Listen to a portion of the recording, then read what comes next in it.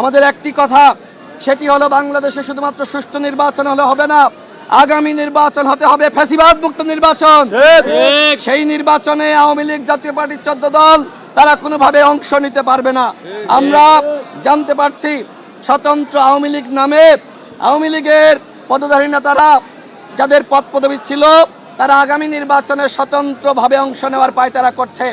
আজকে 14ই ডিসেম্বর আমরা স্পষ্টভাবে বলছি, আমরা শহীদদেরকে আমরা অনুসরণ করি, আমরা তাদেরকে সবসময় শ্রদ্ধা করি। আজকে এই দিবসে আমরা শপথ নিয়েছি, যদি সরকার আগামী নির্বাচনে জাতীয় পার্টির 14 দল ফ্যাসিবাদের দোসরদেরকে জায়গা দেয়, তাহলে এই সরকারের বিরুদ্ধে আমরা আন্দোলন গড়ে তুলব, নির্বাচন কমিশনের বিরুদ্ধে আমরা আন্দোলন গড়ে তুলব। আমরা বিপ্লব করেছি। গণ অধিকার পরিষদ কিভাবে জন্ম নিয়েছে আপনারা সবাই জানেন। এই বাংলাদেশে 18 সালের কোটা সংস্কার আন্দোলন আমাদের নেতৃত্বে সফল হয়েছে এবং এই কোটা সংস্কার আন্দোলন গণ অভ্যুত্থানের প্রেক্ষাপট, এই প্রেক্ষাপট তৈরি করতে গিয়ে আমি নিজে 15 দিন রিমান্ডের নির্যাতনের শিকার হয়েছি।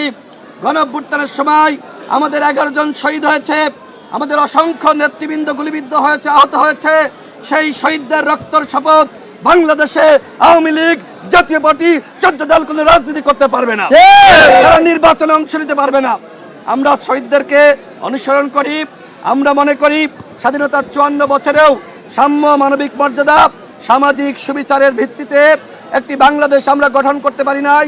24 আমাদেরকে সুযোগ দিয়েছে, সেই সুযোগ অবশ্যই কিভাবে আমরা সম্পন্ন করব সেটি নিয়ে প্রত্যেকটা দলকে ভাবতে হবে। আমি সর্বশেষ বলি, আজকে আমাদের মধ্যে যে বিভাজন, এই বিভাজনের সুযোগ দিচ্ছে আওয়ামী দুর্বৃত্তরা, ফ্যাসিবাদের দোসররা।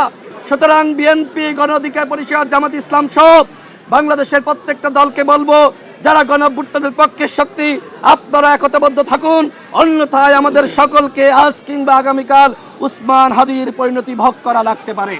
আমি সর্বশেষ আপনাদের সবার কাছে দোয়া চাই, শহীদ বুদ্ধিজীবী দিবসে আসুন আমরা সবাই আমাদের ভাই উসমান হাদির জন্য দোয়া করি।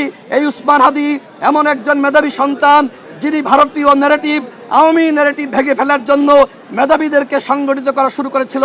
আমার কাছে মনে হয় ওই একই পরিকল্পনার অংশ বাংলাদেশকে মেধাশূন্য করা, এবং সেই পরিকল্পনার অংশ হিসেবেই শেখ হাসিনার নির্দেশনায় আমাদের ভাই উসমান হাদির কপালে গুলি করা হয়েছে সম্পূর্ণভাবে হত্যার উদ্দেশ্যে।